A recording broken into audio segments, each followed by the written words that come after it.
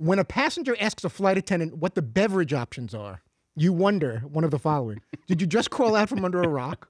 Are you that oblivious and confused? How much self-control it takes to not kick that person's chair, or all of the above? I'm going to guess this happened on your flight. It did. Someone in front of me. And they announced before the flight left even. Thanks you for flying JetBlue. We have plenty of Pepsi products, Sierra Mist, coffee. Went through the whole list. And then as they get to aisle row 38 or wherever I was, it's something to drink, something to drink. And you hear other people ordering things. So you probably have a pretty good idea by then what the options are. It's not going to be Mr. Pibb, Yoo-Hoo, Mountain Dew, Tab. Those are off the table. And someone's actually asking, can you made her go through, what do you have to offer? And she had to go through all the list of drinks and explain the Cheez-Its versus the cookies or the graham crackers. It's just ridiculous. This has a real section row seat energy to it. Yes. Yes, I don't know if you guys are picking that vibe. But. Absolutely. The delivery, that sounds like you'd put it in your stand-up act. I have to start cursing now to try to get some laughter out of it. But I was going through TSA, and there was a guy in front of me. He had 2 full water bottles in his backpack, and he had 2 laptops in his backpack. Now, they said to him, and he goes, hey, make sure anything liquid, got to be out. If you have laptops, got to be out. So backpack goes through. And the guy at TSA goes, you got 2 full water bottles. He goes, I know, but I haven't opened them. He goes, no, you can't have. I'm thinking, have you been on a plane before? The guy was probably in his 40s. He opens up the backpack and brings out the 2 laptops, and he goes, I said take out the laptops. And the guy looked at him like, wait, I'm supposed to take them out? And I go, oh, my God. Section row water bottle. Oh, my God. But the fact that they weren't open, he thought it was okay. Yeah, Paul. Everybody knows the move. You take your water bottle, you chug it, and then you put it through the screener, and when you get through, you fill your water bottle back up. This is standard procedure. That's what he did. He had to pour it out, put them back in the backpack empty. Yes, he. I told you about the time I had that little pocket knife in my backpack going through screening, and the guy was like, oh, hey, you got a little knife here or whatever. I was like, oh, dang, I didn't realize, I just always kept it with me.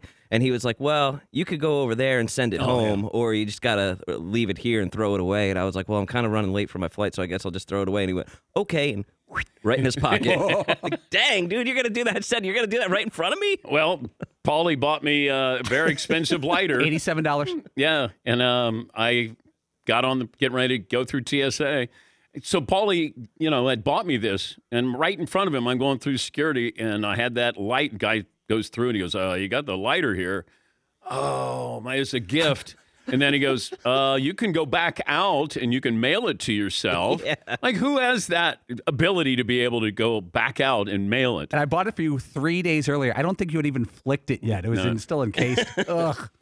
And I'm sure it's in that guy's pocket where he's just, every time he lights up a heater, he's going, this is Dan Patrick's. Probably has it engraved. This is Dan Patrick's. Any other poll questions? We had one other one, which was also an experience I had going from my home to the airport in Connecticut. You want to save that? We could save that one. Yeah, because I can only let you have one gripe per hour. That's fair. Yeah. Seton, you were going to say? I'm just curious about Todd's griping. On Monday of Super Bowl week, this is how we're starting out with all the problems? It was just very strange on Saturday. It was like one thing after the other that started irritating me. Okay. Doesn't take a lot. I know, but you're at I'm getting that feeling this morning. Yeah, but nobody wants to hear anybody complaining, the media. No, but you're I think at the Super Bowl. No, but I'm not complaining about being at the Super Bowl. I'm complaining about what it took to get here, and I think people can relate to. Did you have a hard time getting to L.A., Todd? Just tell us. Just go. That 40-minute delay for your flight, Seat was in traffic for 12 hours staring at the back of a pickup truck. Yeah, he's going through hazardous He definitely conditions. has a lot more to complain about. Driving with the French kid down to the border of Mexico. All I'm saying is in the moment, something kind of was like, with this guy. I know, but you did detail the entire, I can't believe the crew is late. Oh, that was another thing. The crew coming from Boston in a limo, they announced for some reason. I don't know why they would even announce that because we're not annoyed as it is. Hour and a half delay from Bradley Airport. There was an ice storm in the Northeast. Yeah, but why is the crew coming in from Boston? The flight, we're in Bradley Airport. Can't they find a crew that knows how to fly a plane that lives in Connecticut? It just seemed very strange. A little delay on the boarding process. The flight crew is coming in from a limo from Boston. I don't know what's going on with you. It feels like you my came shirt, out. my personality, my look. Wow. No, you just kind of arrived my contribution to the show.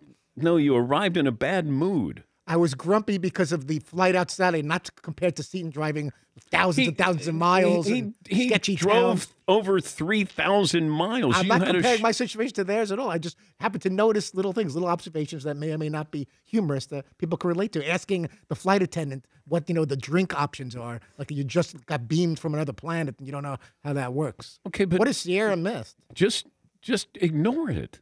It bothered me because they announced it on the speaker. They said we have a variety of Pepsi products and coffee and Pepsi and Diet Pepsi and ginger ale. She said every apple juice, orange juice, and then they get to the row in front of me and we're all thirsty and waiting for our snacks, and the snacks don't come out until after the drinks come out. So it's a whole process. If you're hungry, if you're gonna wait another 45 minutes for your cheese. What else bothered you about the trip here? You were hinting. The flight left an hour and a half late because they decided instead of getting a crew from Connecticut, I guess no one knows how to fly a plane in the state of Connecticut. They had to get their crew from Boston. How was the Uber trip?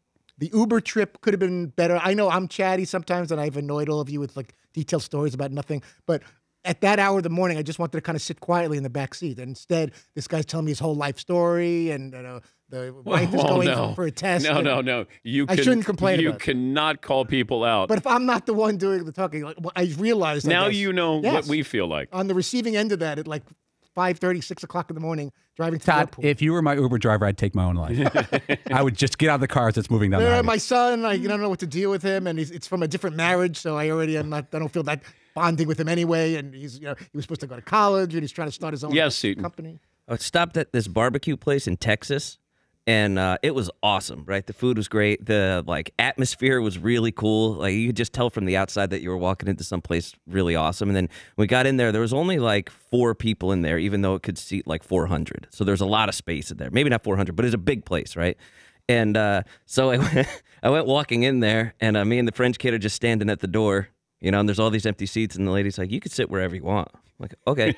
So then we go sit down. She comes over. She's like, "Okay, do you guys ready to order? Can I get a menu?" We don't have menus here.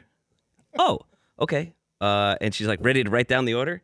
And I'm like, so what do you have? I don't know what to do. I didn't realize that I was just supposed to know everything that's on there. And she was like, well, we have brisket, sausage, turkey, this, whatever. I'm like, I'll have the sausage and chicken. She's like, we don't have chicken. I mean, turkey. I was all rattled. And then she's like, okay, do you want any sides? Yeah.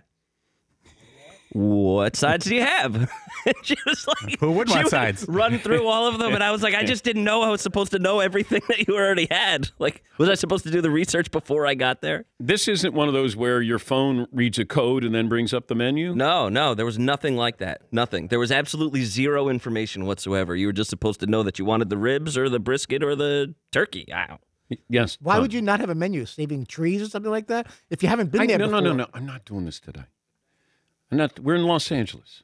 We get to see some people. I understand him being frustrated. That's ridiculous. It's I don't know, macaroni and cheese, potato salad. It's okay. It's okay.